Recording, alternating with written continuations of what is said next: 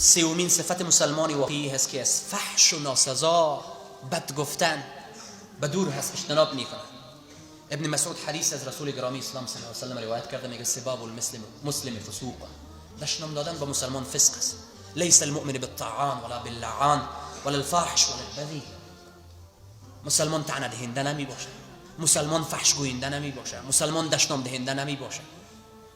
ولی گاهی اوقات شما در بعضی خانواده ها شاید دیده باشین طفل را که صدا میکنه یک دفعه دشنام میده باز بعد صدا میکنه پر پدر فلان پر پدر فلان، قابلیتی از این نداره که گفته شه. بعضی کسا افتخارانه میگه تو از فرزند در آینده چه تقاضا داری؟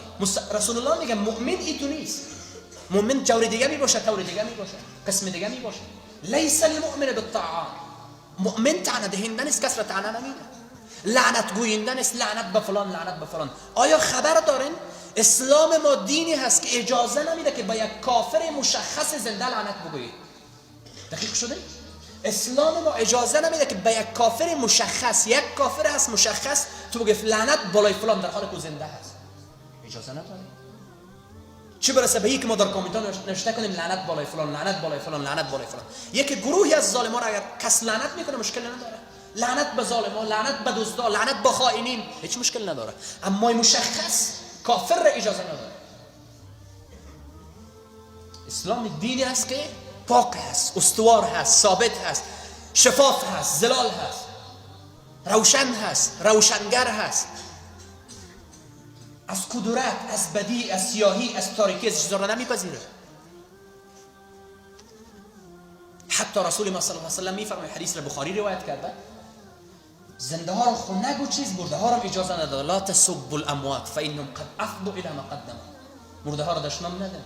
کسی که از دنیا رفت از پشتش بهشت و جهنم میشه شما قلم نزنید. نمره بهشتی بودن دوزخی بودن شما ندین. دوزخ رفت، مردار شد. یکی کسی که بی ایمان رفته باشه رفته دیگه، اما کسی که برای تو معلوم نیست که او کی بوده اجازه نداره. اسلام برات اجازه نمیده. لا تسبوا الاموات، حدیث رسول الله، مرده ها را دشنام ندن. چرا؟ فانهم قد افضوا الى ما قدموا. اونها عمل خودت پیش فرستادن، با عمل خود مواجه میشن، نه با شما. دین ما هست. اسلام هم تو میگه نگو ناسزا، اجتناب کن از ناسزا. این در جای معلوم میشه براتون که یک روز یک جای رابندان باشه، باز میشه شی متر کنه یک دست پایین کنه، باز معلوم میشه که مسلمانی واقعی چقدر هست و مسلمانی غیری واقعی چقدر هست. ابو هریره روایت میکنه، میگه روز رسول گرامی اسلام صلی الله علیه و سلم یک مرد شرابی و شرابخوار را دید، شراب خورده بود. رسول الله به چند تن از صحابه امر کرد که بزنن میره. شرابخوار، شراب خو ممنوع است، حرام است. گفت بزنن میره. چند تن یک کمی نرم کردن به اصطلاح. یک شخصی از دور صدا میکنه خدا تو رو رسوا کنه، خدا تو رو رسوا کنه. رسول الله میگه نه لا تعین علیه الشیطان، شیطان رو به این کمک نکنین، کفایت میکنه میقدر درد بس شد که تو باز میگه خدا تو رو رسوا کنه. از این اضافه تر اجازه نداری. ناسازا نگو. در حج که میری برای ما درس از فلا رفث ولا فسوق ولا جدال فی الحج، که رفت اونجا بدگویی نکنه. روزدار که کسی روزدار هست، کسی که بر تو اذیت میرسونه چیزی برات میگه تو برش بگو این صایم، من روزدار هستم، من بد نمیگم.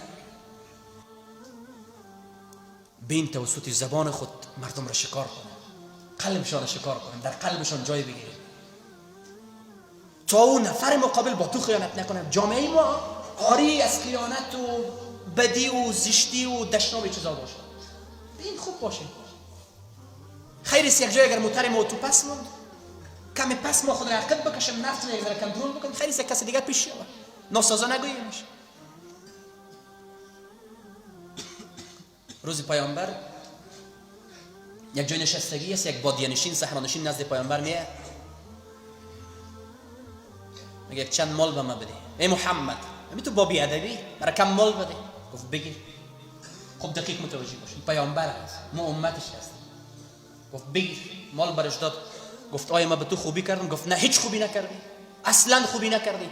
اگر ما تو رو کسی تو بگوید ما قدرت کار دارم. این قصه ما دیگه قهرمانی ما می جای معلوم میشه. کمی صبر، یک دقیقه صبر که من خود را معرفی کنم برای خود. تو خود را معرفی میکنی. گفت نه اصلا خوبی نکردی. صحابه از جای خود بلند شدند که بعضی کسا قهرمانی خود را نشان دادن که یک دفعه صبر که پیامبر که من را یاد بدم خوبی کردی یا نکردی. ایت نیست. پیامبر میگه در جایتان باشه، در جایتان باشه. پیامبر در خانه میبره، در خانه که چیز داره مورم کم کم به این میباشه، میگه به تو خوبی کردم، باز برای باده نشین میگه بله خدا از تو از خانواده ایت راضی باشه، حال راضیش. پیامبری رو میگه فردا در جلسه بیا که صحابه با ما نشستگی باشه، همین گپ به صحابه بگو که اوروس یک گپ زشت برشان زدی و اونا رنجور شدن، رنج دیدن، فردا بیا که در جلسه ما نشستگی باشه، اینمی جمله رو برای ما بگو تا اونها پس خوشحال شون، از خاطر من، از خاطر اصحاب که اونا آزرده هستن از تو. دیگر روز آمد رسول الله برش گفت با تو خیبه کردم، گفت بله خدا از تو از خانواده ایت راضی باشه. همین تو مردمای موجود داره، خدا از تو از خانواده ایت راضی باشه. گاهی اوقات بعض دعاها به اصطلاح ما شما خیلی خوب میچسبه. یک از بزرگوارا قسم میکرد، گفت من در سفر حرمین در خانه کعبه در طواف یک کسی چیز خود را گم کرده بود، یا در مسیر کدام راه کسی آدرس را نمیفهمید، افغانی خود ما شما بود. گفت آدرس را نمیفهمید، از من آدرس پرسان کرد،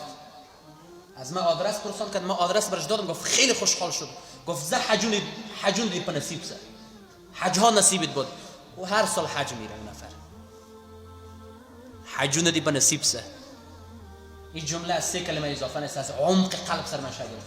ناسازا نگوییم مردم را، صفت مسلمانی واقعی نیست. زبان خود کنترل کن.